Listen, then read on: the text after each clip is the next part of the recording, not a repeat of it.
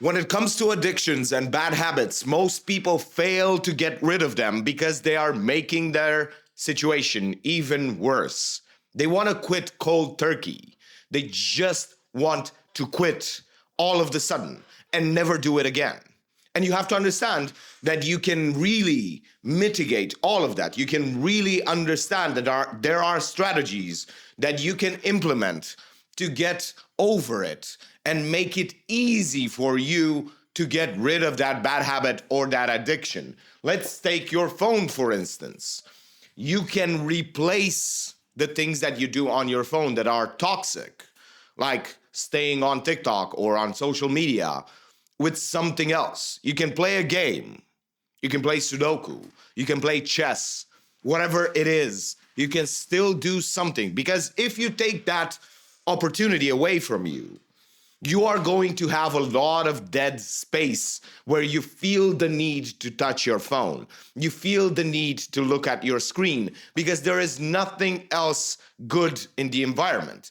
If you're commuting for 20 minutes, 30 minutes every single day, or even an hour in the subway or in the bus, whatever it is, you're gonna feel the need to do something.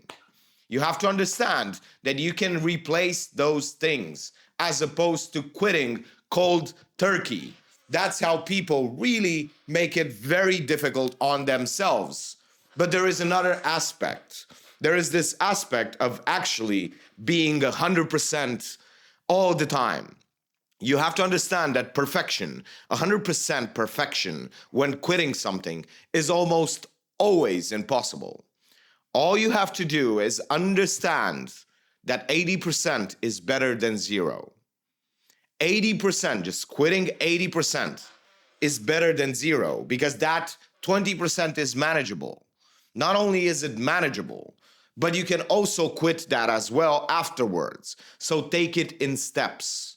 Don't really beat yourself up if you had a relapse. Understand that it is just one day, because that's when you just have to really go back and talk nice to yourself and say, okay, I did that yesterday. Today is a different day. And every single day, it's a different day.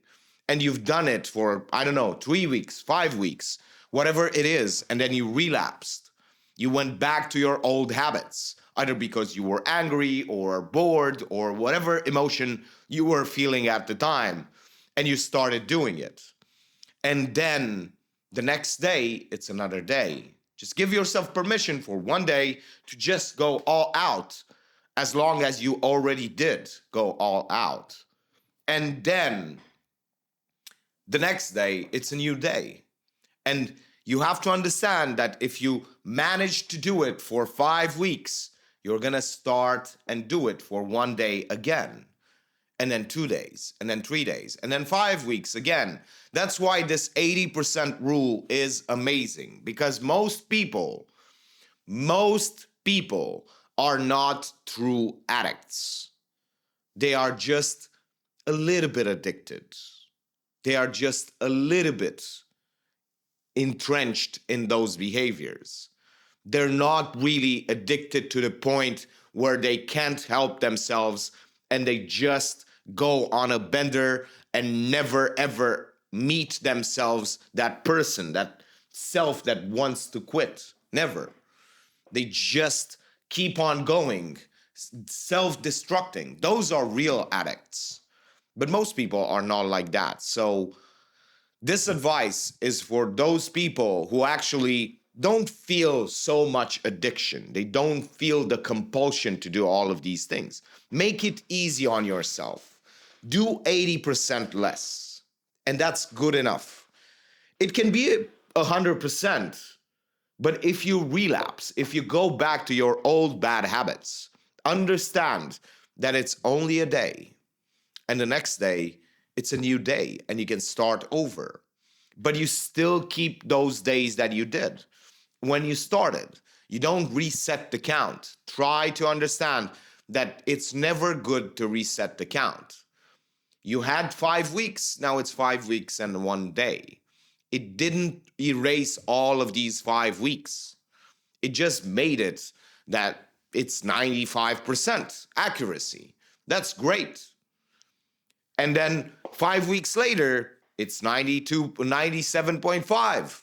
You have to understand that that's how it works. You're just making the percentage higher and higher, but aim for more than 80%. Most people would improve their lives tremendously if they just quit 80%. It would be so much more manageable. Their self-esteem, their view of themselves would be so much better if they just did 80%.